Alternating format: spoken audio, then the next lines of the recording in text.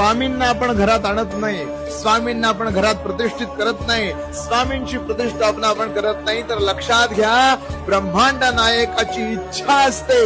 स्वामी समर्थ महाराजांची ज्यांना आपण परब्रह्म म्हणतो त्या भगवंताची इच्छा असते, म्हणून या सगळ्या गोष्टी होतात. महाराजांचं लक्ष असतंय म्हणून आपण त्यांची सेवा करू शकतो. महाराजांची इच्छा असते म्हणून आपण त्यांना देवाऱ्यात बसवू शकतो.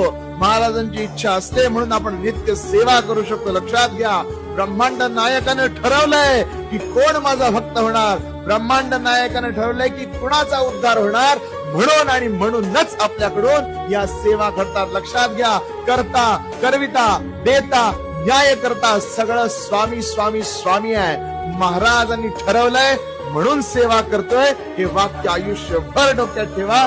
कधीही गर्व, कधी ईर्ष्या, कधी दंभ मनात येऊन स्वतःची सेवा वाया जाणार नाही. श्री